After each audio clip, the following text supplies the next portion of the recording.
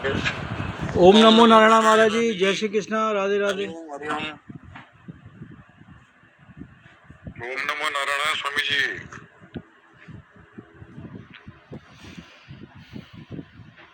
हरिओम हरि।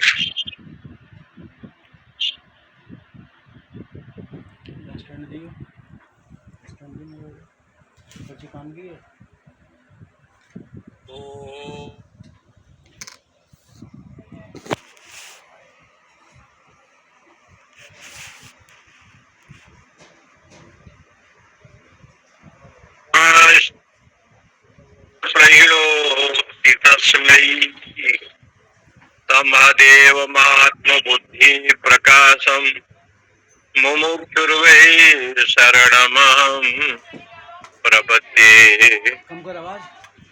नमो ब्रह्मादिभ्यो ब्रह्म विद्या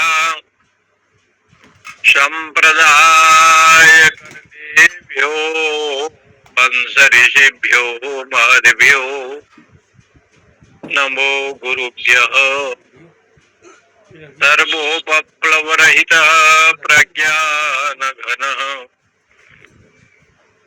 ब्रह्मैवाहमस्मि ब्रह्मैवाहमस्मि। ओम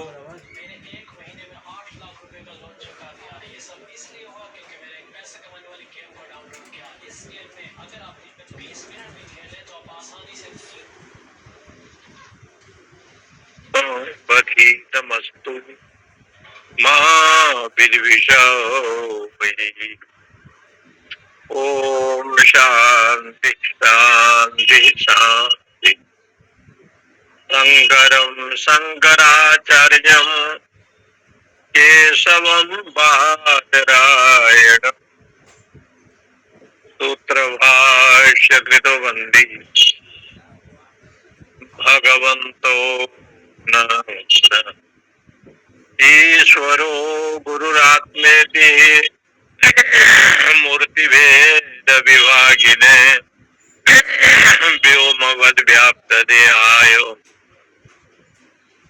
दक्षिणामूर्तये नमः।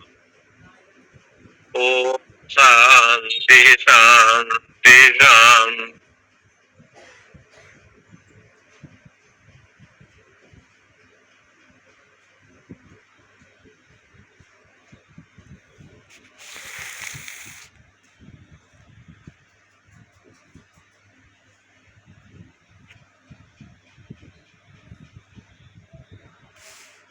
राम जय राम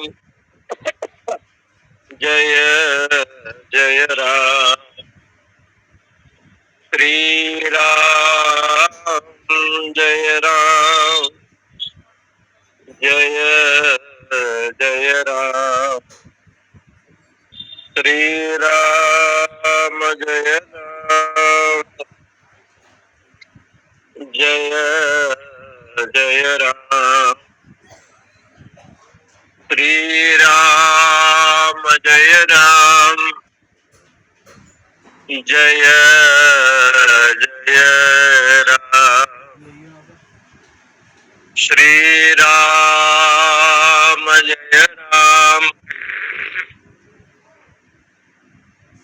जय जय राम। श्री राम जय राम जय जय राम। त्रिरुन्नतं स्थाप्य समं शरीरं हृदीन्द्रियाणि मनसा सन्निवेश्य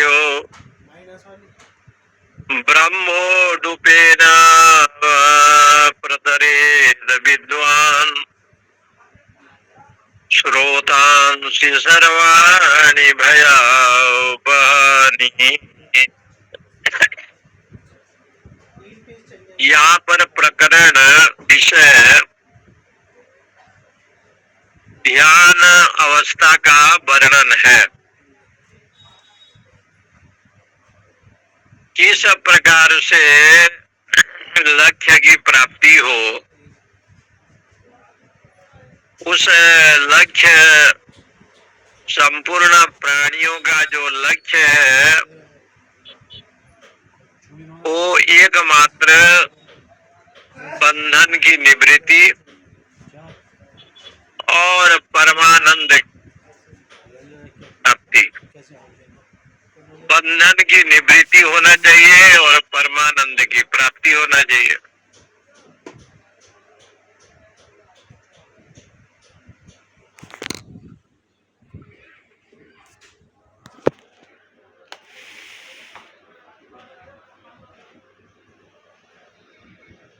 चाहे विषय वस्तु से मिले, चाहे विद्या से मिले, कोई, क्योंकि परमात्मा भी संसार को बनाया तो अपने आनंद के लिए बनाया। आनंद एव खलु इमानि भूतानि जातानि जायन्ते, आनंद यद प्रत्यभिसन्ति तद विजिज्ञासस्व तद ब्रह्म। ये संपूर्ण संसार की उत्पत्ति आनंद से हुआ है, आनंद से जन्म हुआ है, आनंद से पालन पोषण हुआ है, आनंद से ये सब लोग अपने अपने स्वरूप में विलीन हो जाते हैं। सृष्टि स्थिति प्रलय, ये तीनों जो बना है, सृष्टि जो बना है, संसार आनंद के लिए बना है। पालन पोषण भी जो लोग करता है वो आनंद के लिए करता है। अंतिम में कहा कि प्रलय जब होता है, मृत्यु भी होता है, तो आनंद से जाता है, आनंद में। इसलिए आनंद खलु इमानि भूतानि जायन्ते, आनंद एव जातानि जायन्ते, आनंद एव प्रत्यभिसन्ति तद विजिज्ञासस्व तद ब्रह्म। वही ब्रह्म है। आनंदमयो अभ्यासाद ऐसे लिखा। प्रचुर मात्रा में आनंद है। आनंद का मतलब है कि मर्यादा पूर्वक समृद्धि को प्राप्त करना, इसी का नाम है आनंद। एक अर्थ ही है। आंग उपसर्ग है टू नदी समृद्धो धातु। ये धातु से संस्कृत में आनंद शब्द बनता है। आसमन्तात नंदयति, प्रसन्नयति, प्रसादम आपनोति इति आनंद। भली भांति जो है मर्यादा से युक्त होकर के संसार में आनंद के लिए प्राणी की उत्पत्ति है। उस आनंद की प्राप्ति के लिए चाहे उसमें विषयानंद हो, भोगानंद हो, विद्यानंद हो, ज्ञानानंद हो, लेकिन बताएंगे ऐसे आनंद है जो सदानंद है। हमेशा आप दुख में भी सुख में भी आनंद जो है का अनुभव करें। सामान्य जीवन में सुख में आनंद की अनुभूति होती है, दुख में अनुभूति नहीं होती। जैसे मछली जल में है तो आनंद का अनुभव करता है, जल से बाहर आ गया तो आनंद नहीं होगा, क्योंकि मृत्यु का कारण बन जाएगा। इसलिए जो आनंद की अभिव्यक्ति होता है वो आनंद ऐसे आनंद होना चाहिए। वेदांत कहता है कि हम तो उस आनंद को ढूंढते हैं जो परमानंद हो। परम ब्रह्म परमात्मा भगवान सच्चिदानंद आनंद कंद का जो सच्चिदानंद यानी सतचित आनंद स्वरूप है, स्वरूप लक्षण में ये बताया। तो ब्रह्म के दो लक्षण हैं, एक है तटस्थ लक्षण, एक है स्वरूप लक्षण। स्वरूप लक्षण में सतचित आनंद, ये जो आनंद की अनुभूति होती है तो वेदांत कहता है कि ध्यानावस्थित तद्गतेन मनसा पश्यन्ति यम योगिनो, ध्यान के द्वारा। अब यहाँ पर जो ध्यान शब्द आया है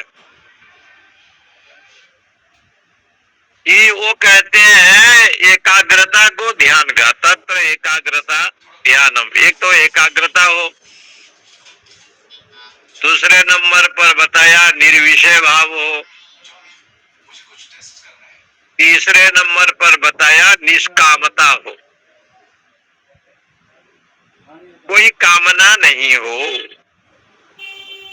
तो महात्मा लोग, जोगी लोग क्या करते हैं, अपने आनंद के लिए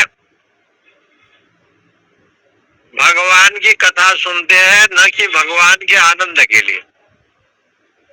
भगवान हम में प्रसन्न हो इसलिए शिव को जल चढ़ाते हैं। बोले आप जल चढ़ाओ न चढ़ाओ, वो तो हमेशा प्रसन्नात्मा है, लेकिन एक लोटा जल चढ़ाते हैं, पूजा पाठ करते हैं तो अपने आनंद के लिए।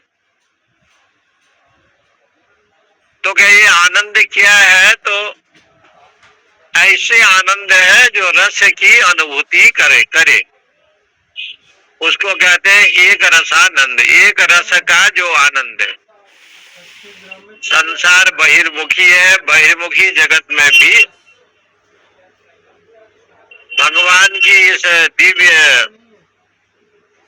जो लीला है, संसार है, इसको देख करके साधक आनंद का अनुभूति करता है, अपने आप ही वो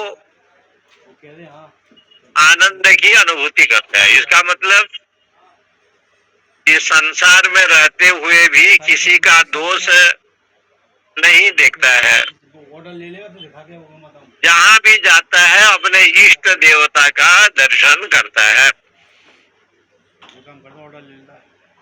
इसलिए ध्यान की एक पद्धति वो है कि निष्काम भाव से जहाँ जहाँ भगवान ने आनंद की अभिव्यक्ति भगवद गीता में की, वहां पर ये कहा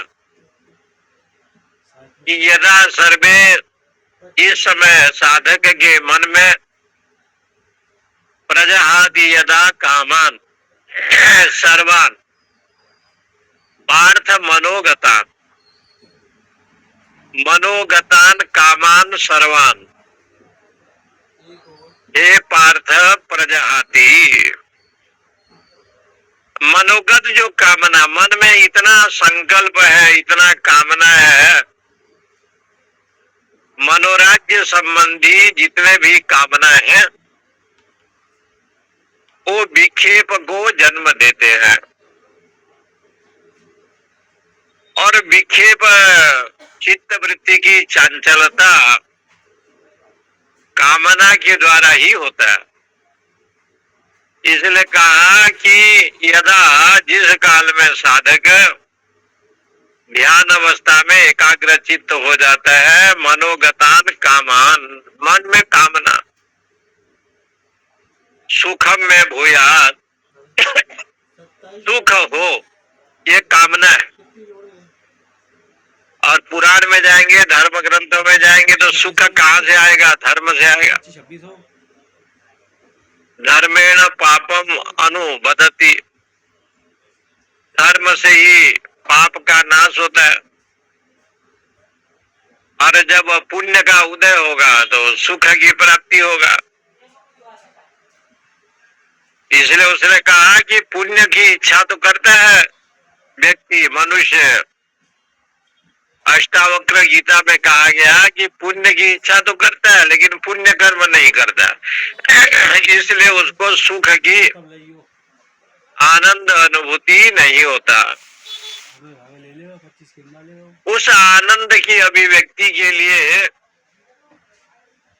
एक ध्यान शब्द आता है। ध्यान का लक्षण पंचदशी में आया है। पर व्यसनी नारी, पंचदशी का ये श्लोक है कि पर पुरुष को चाहने वाली ऐसा जो नारी है घर का काम करती है, बच्चों को भी खिलाती है, पिलाती है, देखती है, लेकिन उसका मन जो है ना पर पुरुष में लगा रहता है, लेकिन घर का काम करती है। ऐसे संसार में भगवान ने 10 इंद्रियां दिया है। मान लीजिए 10 इंद्रियां, 10 पत्नी है और मन एक पुरुष है। 10 पत्नी हो और एक पुरुष हो तो उसकी बड़ी दुर्दशा। तो ये मन की भी वो गति है, और उस मन की ये गति है कि वो किसको किसको संभाले। 5 ज्ञानेंद्रिय को देखे कि 5 कर्मेंद्रिय को देखे। 10 इनके धर्म पत्नी है और पुरुष रूप में मन है। तो जैसे 10 नारी हो और एक पति हो तो उसकी एक व्यवस्था बड़ा अद्भुत है, हो नहीं पाता। इसलिए भागवत जी में स्पष्ट किया कि 16,108 रानियां भगवान के हैं, लेकिन भगवान को कोई किसी ने मांगा नहीं। देखो पुराण में कथा आती है, भगवान को केवल सत्यभामा ने एक चीज मांगा था, एक वस्तु मांगा था। पारिजात वृक्ष जो है ना, सत्यभामा ने कहा कि मुझे चाहिए, और वो स्वर्ग में है। तो भगवान इंद्र से युद्ध करके पारिजात वृक्ष लाए और सत्यभामा जिस महल में रहती थी वहां उनको स्थापना किया। वो पूजा करना चाहती थी। और आप पुराण में देख लीजिए कि रुक्मिणी से लेकर के जितने उनके अष्टपाद वंशी हैं, किसी ने कोई मांगा नहीं। केवल सत्यभामा जी ने पारिजात वृक्ष को कहा कि हमको दे। भगवान लाए, दिए। जितने कृष्ण के पत्नियां हैं, किसी ने नहीं कहा कि भगवान ये चाहिए, ये चाहिए, वो चाहिए। कृष्ण की पत्नियों ने थोड़ा मांगा। जब सुदामा जी तंदूर लेकर के पहुंचे और भगवान ने बड़ी स्वागत किया और पूछा कि भाभी ने कुछ दिया कि नहीं दिया। उस समय वो तंदूर को छिपा रहे थे सुदामा जी, तो श्री कृष्ण लेकर के जब प्रसाद को ग्रहण किया तो रुक्मिणी आदि सभी देवियों ने कहा कि भगवान हम लोग को भी थोड़ा थोड़ा प्रसाद दें। सुदामा जी का जो वास्तविक, जो पवित्र धन, महान भक्ति का जो धन, महान श्रद्धा भक्ति का जो धन था, इन देवियों ने कहा कि हमको भी दो। ऐसे दिव्य महात्मा, अमलात्मा, शुद्धात्मा, भले हो गृहस्थ, सुदामा जितना उच्च कोटि के साधक कृष्ण भक्ति में लीन, और उनके पत्नी सुशीला भी उतना लीन, उनके बच्चों लोग भी भगवान के भक्ति में लीन। तो कभी कभी ऐसे लगता है कि भगवान के भक्ति में सुदामा जितना एकाग्रता था, उन्होंने भगवान को कुछ मांगा नहीं। लेकिन उनके धर्म पत्नी ने कहा कि आप तो कुछ मांगते नहीं। तो ध्यान की परिभाषा श्रीमद् भागवत जी के सुदामा चरित्र में आया। उनके धर्म पत्नी ने कहा कि आप तो प्रभु को कुछ मांगोगे नहीं, सखा को कुछ मांगोगे नहीं, बंधु को कुछ मांगोगे नहीं। तो कहा सखा को मांगने का काम नहीं होता, सखा तो साथ में रहता है, उसको सखा कहते हैं। बंधु बांधव को भी नहीं मांगते, इसलिए बंधु बांधव को नहीं मांगते। तो बंधु तो अपना प्राण है, दुख की घड़ी में सहयोग करता है, इसलिए उसको मांगना नहीं चाहिए। और भगवान को तो बिल्कुल मांगा ही नहीं जाता, क्योंकि भगवान जो है भक्त के लिए होते हैं। भक्त और भगवान में अभेद संबंध है। तब उनके पत्नी ने कहा कि आप कृष्ण बंधु हैं, जगबंधु हैं, इसलिए नहीं मांगोगे। कृष्ण द्वारकाधीश है, राजा है। प्रजा को चाहिए कि राजा को कुछ मांगे नहीं, उनके दीर्घायु की कामना करे। तब कहा कि उन्होंने भाई यदि कुछ मांगोगे नहीं तो भगवान है। बोले भक्त वही होता है जो भगवान को मांगे नहीं। लौकिक विषय की कामना भक्त नहीं करता। लौकिक विषय की कामना तो ऐसे भी मिल जाता है, धन संपत्ता सुख, ये सब कामना नहीं किया जाता। तब कहा कि एक तो कर सकते हो। बोले आप यदि भक्त हैं तो भगवत दर्शन तो कर सकते हो। बोले ये तो करेंगे। अयम तो परमो लाभ उत्तम श्लोक दर्शनम। पुण्य श्लोक भगवान का दर्शन करो आप। देखिए उनके धर्म पत्नी क्या धर्म की बात कहती है, ध्यान की बात कहती है। तो उसमें सुदामा जी बड़े प्रसन्न हो। बोले कि यदि भगवान का दर्शन करने के लिए द्वारका जी जावे तो कुछ तो देना पड़ेगा। बोले देंगे। 5 घरों में थोड़ी थोड़ी तंडुल ला करके दिया। भागवतकार कहते हैं 6 घरों से नहीं दिया, 4 घरों से नहीं दिया, 1 घरों से नहीं दिया। सुदामा की पत्नी सुशीला जी ने 5 घरों से तंडुल चावल दिया। विद्वानों का अभिप्राय है ये जो 5 घर और कुछ नहीं है। अन्नमय कोश, प्राणमय कोश, मनोमय कोश, विज्ञानमय कोश, आनंदमय कोश, ये 5 कोश को ही भगवान में समर्पण कर दिया। ये पंच कोश का उपलक्षण जो है ना, ये 5 घरों का ये तंडुल है, चावल। कुछ महापुरुषों का अभिप्राय है कि जो पंच विषय है सब भगवान के चरणारविंद में लगा दिया।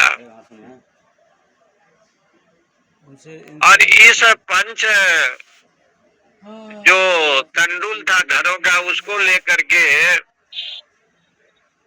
सुदामा ने कहा दबाया? कोख में दबाया।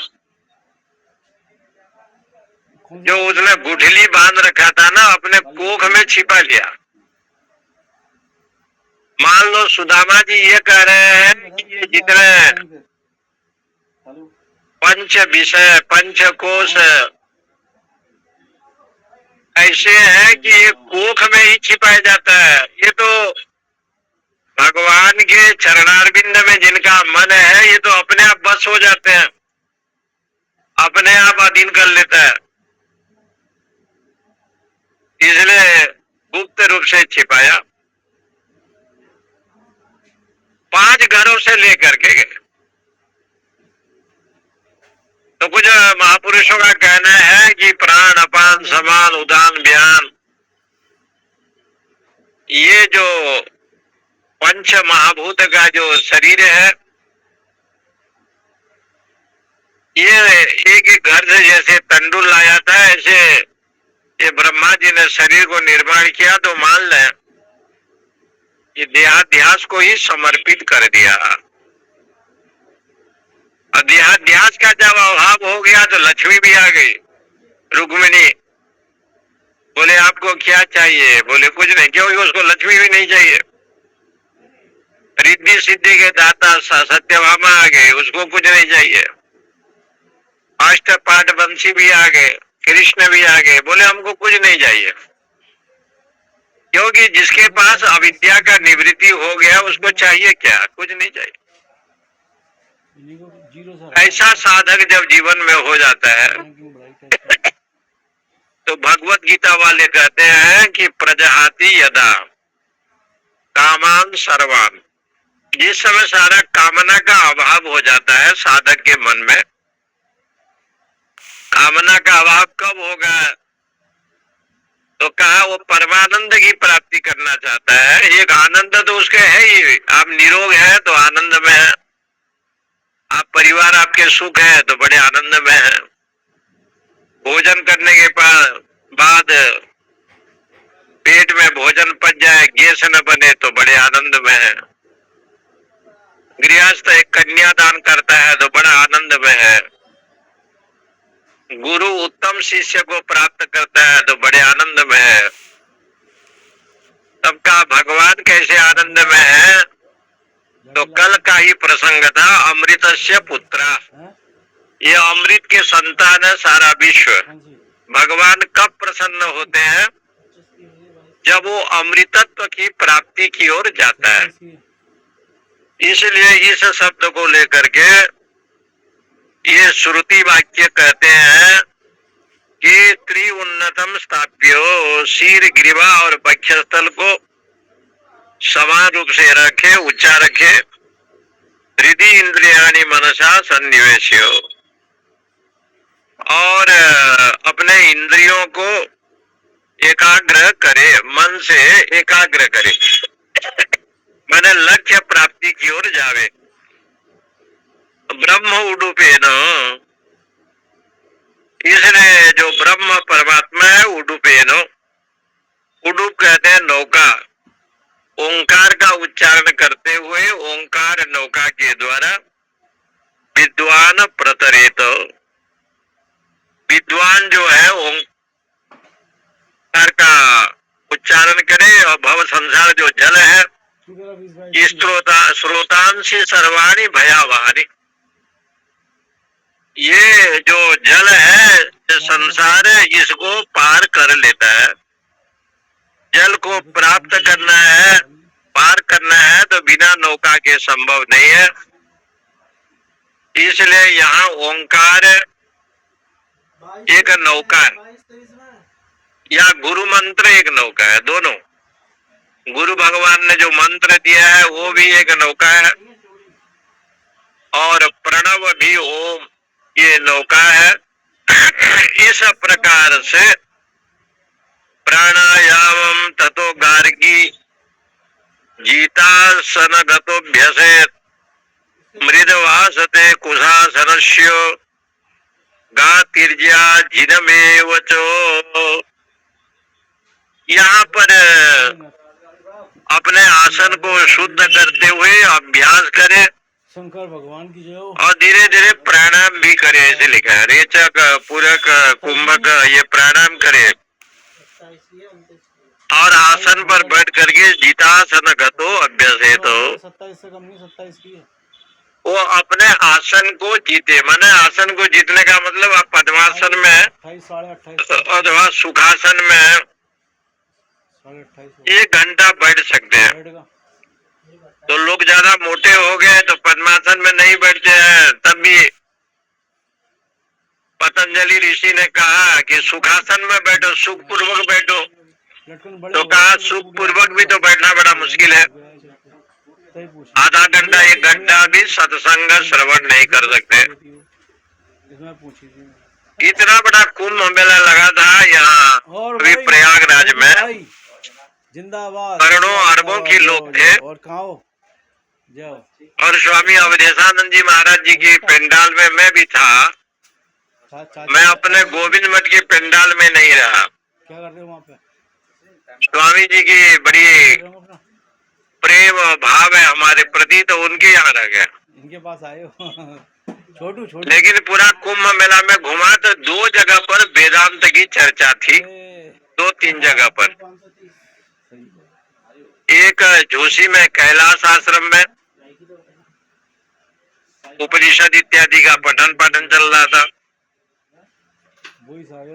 एक लखनऊ के स्वामी अभयानंद सरस्वती का कैंप लगा था, तो ऐतरीय उपनिषद की चर्चा हो रही थी। उस उपनिषद में प्रवचन मैंने भी 5-7 दिन किया। एक समय में इसका बहुत टॉप होता था सही का। और एक जगह इंग्रेविंग का काम कोई करता नहीं था इसके अलावा। ये था परमादर्श आचार्य मंडलेश्वर बिंद में विष्णुपुरी महाराज जी के यहाँ वेदांत का स्वाध्याय सत्संग। इतना बड़ा कुंभ मेला में जहाँ देखो भागवत, जहाँ देखो रामायण, जहाँ देखो रासलीला, अनेक प्रकार से आयोजन होता। लेकिन 27 लाखों की संख्या, करोड़ों की संख्या में आश्रम था। मुश्किल से आपको 7-8 जगह मिलेगा जहाँ वेदांत का यह स्वाध्याय और सत्संग चलता था। ऐसे तो भगवान की कथा रोज चलती थी, कहाँ गीता, कहाँ भागवत, कहाँ रामचरितमानस, रामायण, नाच गाना, ये सब चलता था। लेकिन वेदांत का स्वाध्याय लेडीज है वो जेंट्स है इतना कम था, कभी विश्वास नहीं था कि ऐसे भी समय आएगा कि लोग, सन्यासी लोग भी वेदांत, जो वेदांत जो है ये सन्यासियों का धन है, महात्माओं का धन है, मंडलेश्वर महापुरुषों का धन है। और वेदांत से बड़ा संसार में कोई भी साधना नहीं है, कोई भी ध्यान नहीं है, कोई भी पुण्य नहीं है। इसलिए श्राद्ध काल में कठोपनिषद का लोग पाठ करते हैं। किसी के घर में कोई मर जाता है, श्राद्ध काल हो, तो श्राद्ध काल का प्रथम जो अध्याय कठोपनिषद का, उसका पाठ किया जाता है, अथवा भगवत गीता के 15वां अध्याय का पाठ करते हैं। क्योंकि गीता वेदांत है, जो गीता उपनिषद ब्रह्मसूत्र आदि ग्रंथ है, इससे बड़ा और कोई धन संसार में नहीं है। क्योंकि ऐसे तो गीता पुराण इत्यादि सब अपने जगह पर है, वो भी भगवान की वाणी है। लेकिन जो वेदांत का विषय जहाँ प्रतिपादन होता है, वेदांत का जो आनंद जहाँ होता है। आज एक जगह पर एक कार्यक्रम था तो बुलाए थे, तो प्रसंग चल पड़ा, विद्यते हृदय ग्रंथि छिद्यन्ते सर्व संशया क्षीयन्ते चास्य कर्माणि तस्मिन् दृष्टे परावरे। अच्छे अच्छे विद्वान पधारे थे बनारस में, लेकिन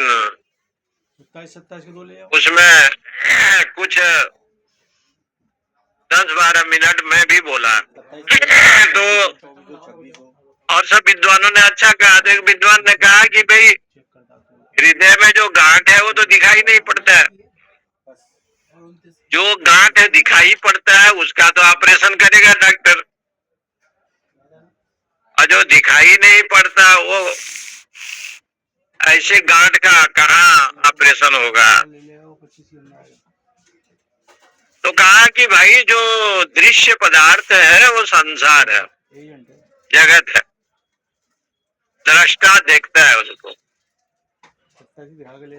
ये दृश्य जगत को दृष्टा जीव देखता है। तो क्या तो केवल घट को देखता है? बोले कि घट को भी देखता है। तो बोले एक चीज को देखता है? बोले नहीं, इस आंख से विभिन्न चीज को देखता है। घट को देखता है, पट को देखता है, कलम को देखता है, अनेक प्रकार के वस्तु द्रव्य को देखता है। तो एक विषय को तो वो देखता नहीं ना, विभिन्न विषय को देखता है, इसलिए भेद दृष्टि पहले आ गया। और यहाँ वेदांत क्या कहता है कि आप ब्रह्म को ही देखो, ब्रह्म को छोड़ करके और कुछ नहीं है। तो जहाँ भेद दृष्टि का भाव नहीं होगा वहां तो अपने आप अद्वैत हो जाएगा। भेद दृष्टि जहाँ नहीं होंगे वहां अद्वैत हो गया, और जहाँ अद्वैत हो गया वो वेदांत हो गया। तो जो अद्वैत तत्व है, जैसे आप अपने मुख को स्वयं देख नहीं सकते, उसको देखने के लिए दर्पण की आवश्यकता होती है। इसी प्रकार से जो ब्रह्म सर्वव्यापक है उसको देखने के लिए ज्ञान रूपी दर्पण की आवश्यकता है। और वो ज्ञान रूपी दर्पण सभी जगह बिक्री नहीं होता। बड़ा अच्छा विवेचन था। सत्संग के द्वारा ही महापुरुषों के चरणों में बैठेंगे, समित पाणी श्रोतियम ब्रह्मनिष्ठ होकर के जाता है, तो ज्ञान रूपी दर्पण उनके दुकान में मिलता है। तब जो है ना अपने प्रतिबिंब को देखता है। इसलिए यहाँ पर ये लिखते हैं कि पहले प्राणायाम ततो गार्गी जीतासनो गतो अभ्यसेत, प्राणायाम का अभ्यास करे और एकाग्र चित्त को करे, ये सब बताया है।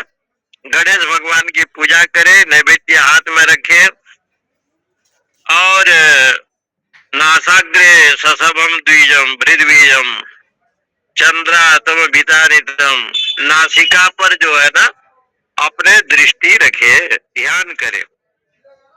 ध्यान करे तो कैसे ध्यान करे? शुष्यंती जपस्तेन, इसलिए वो जा करके अपने मन को पवित्र करे, मैंने विषय से हटावे, लक्ष्य की ओर एकाग्रता करे। प्राणायाम समागम प्राणायाम प्रकृतित, प्राणायाम करे, प्राण का आयाम माने प्राणायाम का अर्थ होता है प्राण का, प्राण जहाँ रहता है उस प्राण को शुद्धि करे, रेचक पूरक कुंभक करे और ओंकार का जप करे। इस प्रकार से बताया। संपूर्ण कुंभ भय द्वयो निश्चलम मूर्ध देशतः, इसलिए उत्क्रामंतम स्थितम वापी भुंजानम वा गुणान्वितम विमूढ़ा नानुपश्यन्ति पश्यन्ति ज्ञान चक्षु। भगवत गीता में स्पष्ट किया, ज्ञान चक्षु वाले ही मुझे देखते हैं। जो ज्ञान चक्षु है, अध्यात्म ज्ञान, वेदांत का ज्ञान, उत्क्रामंतम, आत्मा उत्क्रामण करता है, ऊपर उड़ता है, स्थितम बैठा है, भुंजानम भोग भोग रहा है, गुणान्वितम त्रिगुण से युक्त है। ये सब विषय को कौन देखता है? विमूढ़ा न अनुपश्यन्ति, जो बुद्धिहीन व्यक्ति है वो नहीं जानते। पश्यन्ति ज्ञान चक्षुष, इसलिए जिनका ज्ञान दृष्टि है वो देखेगा। तो ज्ञान दृष्टि जो बनाना है, दृष्टि तो है ही, लेकिन वो दृष्टि की जगह पर चर्म दृष्टि है। चर्म दृष्टि को हटा करके ज्ञान दृष्टि करना है। दृष्टि तो वही रहेगा लेकिन अंतःकरण को ज्ञानमय बनाना है। ऐसा जो ज्ञानमय विषय है, प्राणान प्रपीड्य संयुक्त चेष्ट हीन प्राणे नासिकाग्रोच्छ्वासित दुष्टास्वयुक्तमिवो बाह्यमेनं विद्वान मनोधारयता प्रमत्तः। तो वो ज्ञान दृष्टि बनाएगा तो कैसे बनाएगा? तो लिखते हैं प्राणान प्रपीड संयुक्त चेष्ट, साधक को चाहिए कि अपने प्राण को, अंतःकरण को शुद्ध करे। कैसे शुद्ध करेगा? तो आहार और विहार को शुद्ध करे। आहार शुद्ध हो, सत्व शुद्धि, सत्व शुद्धि ध्रुवा स्मृति। आहार को सात्विक भोजन करे, सात्विक भोजन करे। आहार शुद्धि, सत्व शुद्धि, तो उससे क्या होगा? सत्व गुण होने से ज्ञान ही होगा। सत्वा संजायते ज्ञानम, सत्व गुण से ज्ञान होगा। संयुक्त चेष्टा, इसलिए वो तैतरीय वल्ली में उपनिषद में आया है। ये एक उद्दालक जी ने पाठ पढ़ाते पढ़ाते उनका ये शिष्य था, उसको भोजन को नहीं किया। कई दिन जब भोजन नहीं किया तो एक दिन उनके गुरुजी ने पूछा कि ब्रह्म का लक्षण बताओ क्या है। तो शिष्य ने कहा कि भगवान, ये तो कुछ पता नहीं चल रहा है कि ब्रह्म क्या है, कि जीव क्या है। आप क्या पूछ रहे हैं, ये तो हमको भी ज्ञान नहीं है। तो उन्होंने कहा कि तुम्हें ज्ञान क्यों नहीं है? बोले कि मैं भोजन नहीं किया, मेरा अन्नमय कोश इस समय शिथिल है। जब अन्नमय कोश ही शिथिल हो जाएगा तो ये चारों कोश में बल कहां से आएगा? क्योंकि सर्वप्रथम तो अन्नमय कोश है। प्राणमय, मनोमय, विज्ञानमय, आनंदमय, ये चार कोशों में बल कहां से आएगा? इसलिए अन्नमय कोश शुद्ध होना चाहिए, सात्विक होना चाहिए। उसके लिए भगवान ने कहा युक्त आहार विहार, आहार भी युक्त होना चाहिए और विहार भी युक्त होना चाहिए। युक्त आहार विहार। और वो गीता में स्पष्ट कहा, बहुत जो खाता है वो भी योग नहीं कर सकता, जो कम खाता है वो भी नहीं कर सकता। युक्त चेष्टस्य कर्मसु, उसको समय पर उठना पड़ेगा, उसको प्राणायाम भी करना पड़ेगा, ब्रह्म मुहूर्त में उठना भी पड़ेगा। इसलिए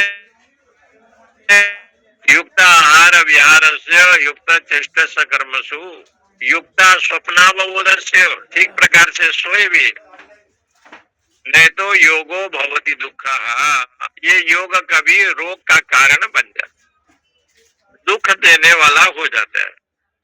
इसलिए भगवान यहाँ उपनिषद में कहा क्षीणे प्राणे नासिका उच्छ्वसितो,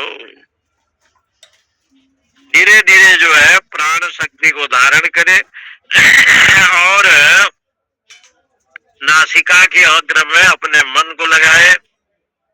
दृष्ट्वा अश्वयुक्तमिवो मांग मेनम, इसलिए अपने नासिका के द्वारा आंख को देखते हुए, आंख से विद्वान महात्मा क्या करता है? विद्वान मनोधारयते अप्रमत्त, प्रमदवान होकर के, अप्रमत्त माने वो बुद्धिहीन होकर के नहीं, धैर्यवान होकर के प्राणायाम के द्वारा मन को रोकता है सावधान पूर्वक। ये मन को युक्त करता है। किससे युक्त करता है? शास्त्र से, गुरु से। इसलिए उन्होंने कहा कि गुरु, इसलिए दो शब्द दिया ना, स्वाध्याय प्रवचनाभ्याम मां प्रमदितव्यम। ये दो शब्द वेद में क्यों दिया? स्वाध्याय के द्वारा आप ग्रंथ को और तद विषय ब्रह्म आदि को जानेंगे, और सत्संग के द्वारा विवेक का जन्म होगा, विवेक से वैराग्य होगा, वैराग्य से बोध होगा, बोध से अध्यात्म ज्ञान जो है विकसित होगा। ऐसे लिखा है विवेक चूड़ामणि में, एक श्लोक है, देख लीजिएगा। वैराग्यस्य फलम बोध, ये विवेक चूड़ामणि का है। वैराग्यस्य फलम बोध बोधस्य उपरते फलम। जीवन में यदि वैराग्य हो जाए तो उसका फल क्या है? बोले बोध। बोध माने ज्ञान। वैराग्य से फलम बोध। और यदि ज्ञान हो जाए तो बोधस्य उपरते फलम। ज्ञान का फल क्या है? अंतर्मुखी। चित्त अंतर्मुखी बन जाता है। ये चित्त जैसे अंतर्मुखी बन जाता है। उपरते फलम। और उपरति का उपराम हो जाने का फल क्या है? तो कहा जीवन मुक्ति ही। वो जीते जीते मुक्त हो जाता है। संसार के विषय उसके ऊपर उदाहरण दिया गया है कि एक आदमी कटहल लाया सब्जी बनाने के लिए। कटहल बहुत अच्छा था और उसको काट करके जो है ना वो सब्जी बनाना था। तो एक ने कहा हाथ में तेल लगाओ। सरसों तेल लगाया हाथ में और तेल लगा करके कटहल जब काटा तो कटहल का जो रस है वो निकल तो गया लेकिन उसके हाथ में नहीं लगा क्योंकि तेल लगाए। यदि वो तेल नहीं लगा करके कटहल को काटता तो चिपक जाता। तो जैसे कटहल को काटने से उससे बचने का उपाय भी शास्त्र में विधान है।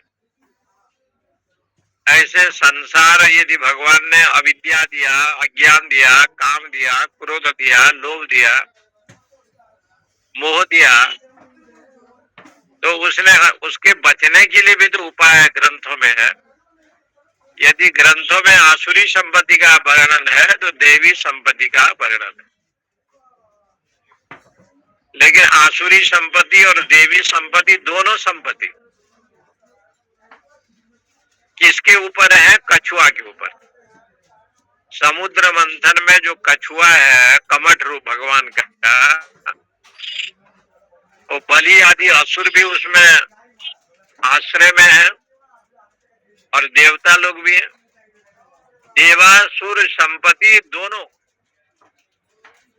मंदराचल के पर्वत को जो धारण किया है भगवान कर्मठ जो कछुआ है उस कूर्म के अधीन दोनों लोग हैं। देखो, और वही जो है मंदराचल को पत्नी बना करके समुद्र का मंथन करते हैं। बड़ा ये पुराणों में भी बहुत दिव्य दिव्य अध्यात्म चर्चा है। इसलिए यहाँ पर लिखते हैं समय सूचो शर्करा बन्ही बालुका विवर्जिते शब्द जलाश्रया दिवी मनो अनुकूले न तो चक्षु पीडन गुहा निवाता श्रयणे प्रयोजने। ध्यान के लिए पवित्र भूमि करे, समय सूचो, समसंग हो, समतल हो, सूची हो, पवित्र हो। शर्करा लोग देते हैं, फिर वहाँ बालू लोग लगते हैं, अग्नि भी जलाते हैं, दीपक। और ऐसे जगह पर हो ये सबसे रहित हो, क्योंकि बालू होगा तो आप बैठ नहीं पाएंगे, अग्नि होगा तो भी बैठ नहीं पाएंगे। इसी प्रकार से यदि शर्करा हो, मीठा हो तो आप बैठ नहीं पाएंगे। तो कहते हैं विवर्जिते शब्द जाल श्रेया देवी। और जहाँ थोड़ा शब्द जाल न हो, फलो अनुकूले न तो चक्षु पीड़न, इसलिए मन के अनुकूल हो और आंख को कष्ट न हो। वो है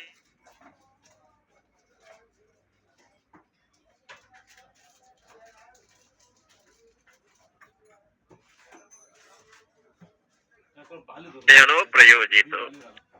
वायु शून्य प्रदेश में रहे, ये गीता जी में आया है। यथा दीपो निवासस्तु। इसका क्या है?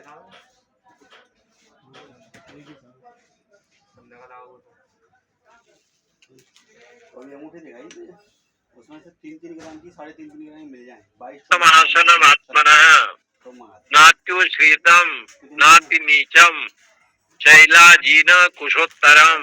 ऐसे यही जो मन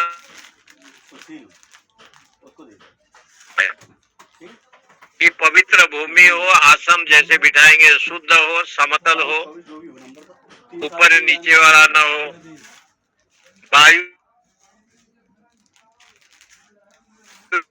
ऐसे यदि होगा तो वो ध्यान में चित्त एकाग्र होता है।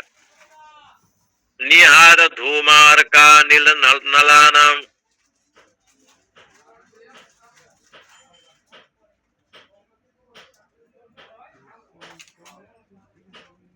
करण योगे। जब योगाभ्यास करता है तो कहते हैं निहार, कोहरा ज्यादा न हो, धूम न हो, अर्क माने सूर्य का प्रकाश तेज न हो, अनिल वायु ज्यादा न हो, अनलाना अग्नि का प्रकोप न हो, खद्योत ये जो खद्योत है झुनझुन ये न हो, विद्युत ये विद्युत न हो माने बिजली, स्फटिक मणि इसलिए कहते हैं स्फटिक शशिना। और चंद्रमा ये जैसे होते हैं अनुकूल हो, यहाँ कहने का मतलब है अनुकूल। एतानी रूपाणी पुरा सरानी, ये जितने भी होते हैं ब्रह्मणी अभिव्यक्ति करानी योग।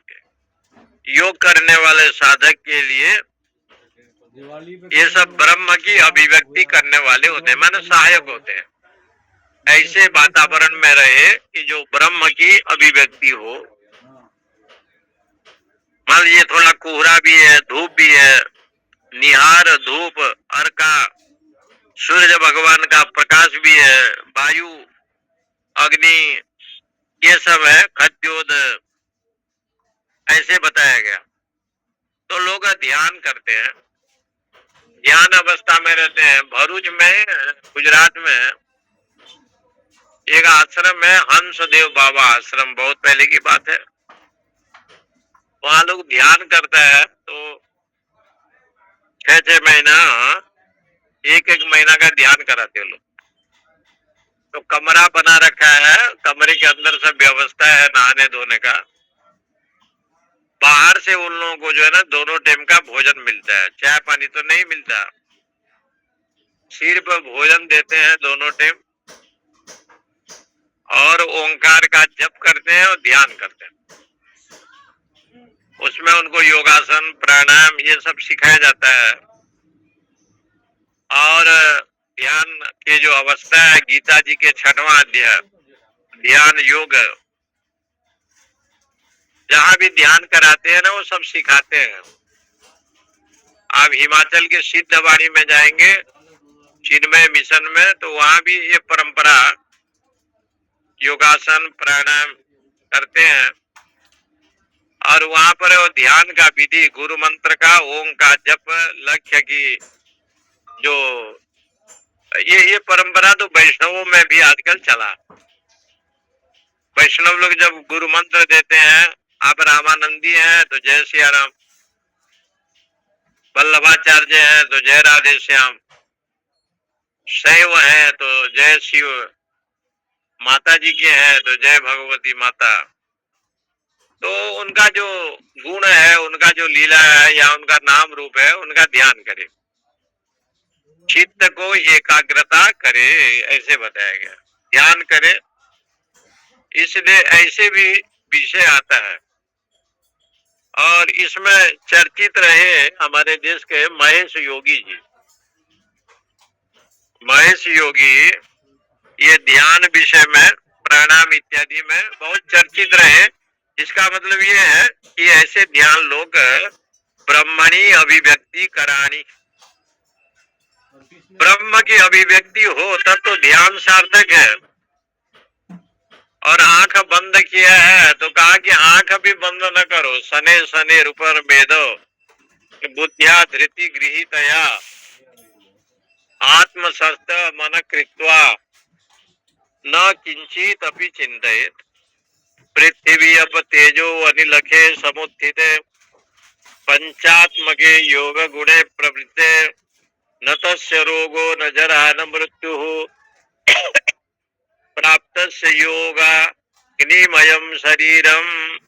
पृथ्वी को देखे, अप को देखे, जल को, तेज, अग्नि, वायु, आकाश, ये सब परमात्मा से अभिव्यक्ति होता है।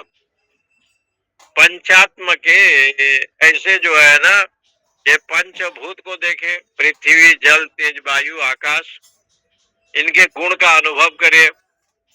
योग गुणे प्रवृत्ते। और जो योगी होते हैं अल्पाहार ऐसे लिखा है ना, उनका भोजन शयन ये सब बताया है। एक चाणक्य ने इसके लिए कहा स्वान निद्रा, जैसे कुत्ता सोता है वैसे शयन। बको ध्यान, बगुला जैसे ध्यान करता है, बोले ध्यान तो करता है लेकिन मछली को पकड़ने के लिए ध्यान करता है, बको ध्यान।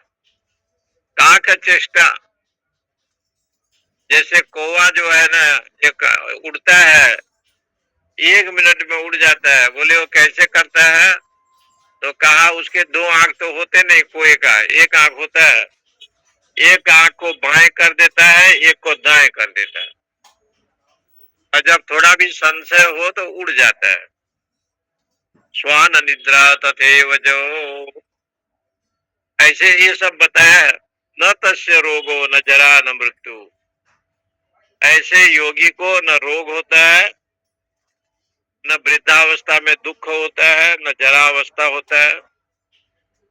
और प्राप्त योग योगाग्निमयम शरीरम, अकाल मृत्यु भी नहीं होते। ऐसे जो योगी लोग हैं उनका जो है अकाल मृत्यु भी संभव नहीं है। लघुत्वम आरोग्यम अयम लुलुप्तम वर्ण प्रसादम स्वरमो सौष्ठवम च गंध शुभो मूत्र पुरी समल्पम योग प्रवृत्तिम प्रथमाम वदन्ति। उनका शरीर लघुत्वम हल्का होता है, आरोग्यम वो निरोग रहता है, क्योंकि खाना पीना आहार शुद्ध होता है। अलोलुप्तम, लोभी नहीं होता। वर्ण प्रसादम, सारे विषय को वो जानता है। स्वर सौष्ठुभम, उसका जो स्वर है वो बहुत स्वादिष्ट होता है, मतलब मधुरमय होता है। गंध शुभ्र, शरीर में दुर्गंध नहीं होता, सुगंधी होता है। मूत्र पुरुषम अल्पम, जैसे रोगी का मूत्र पुरुष होता है ऐसे नहीं होता। योग प्रवृत्ति प्रथमा वदन्ति, ऐसे योगी के जीवन में होता है। इसको प्रथमा वदन्ति, ये सिद्धि बताया है। इस प्रकार से वो पहले उसको सिद्धि मिल जाता है, इस प्रकार से कि रोग न हो, कष्ट न हो, इस प्रकार से उसको एक सिद्धि मिल जाती है। उसके जीवन में ज्योतिषमती स्पर्शवती यथा रसवती परा गंधवत्य परा प्रोक्ता जत शत्रु प्रवृत्तयो, वो बहुत प्रकाश वाला होता है और स्पर्श गुण वाला होता है, रस वाला होता है, सुगंधी वाला होता है। जत शत्रु प्रवृत्तयो, इस योगी की 4 प्रकार की प्रवृत्ति होती है। आसाम योग प्रवृत्ति नाम यदि एकापि प्रवर्तित, क्योंकि एकनिष्ठ भाव हो जाता है ना, उसके जीवन में एकनिष्ठ भाव हो जाता है। प्रवृत्त योगम तम प्राहु योगिनो योग चिंतका, इसलिए जो योग में रहते हैं उसके शरीर में रोग भी नहीं होता, ऐसे लिखा है। न तस्य योगिनो रोगो न जरा व मृत्यु व प्रभवती, वृद्धावस्था से दूर रहता है, किसी भी प्रकार से उसको कष्ट नहीं होता, ऐसे बताया। इसलिए ऐसे जो योगी है, तस्माद योगी भवार्जुन, ज्ञान योगी, योग करते करते जो मन को एकाग्र कर ले तो भगवान ने कहा वो ज्ञान योगी बन जाता है। इसलिए हे अर्जुन, वहां एक क्रम दिया भगवत गीता में, कर्म योगेशु कौशलम, यहां से लीजिए, जितने भी कर्म है वो योग में कुशलता है।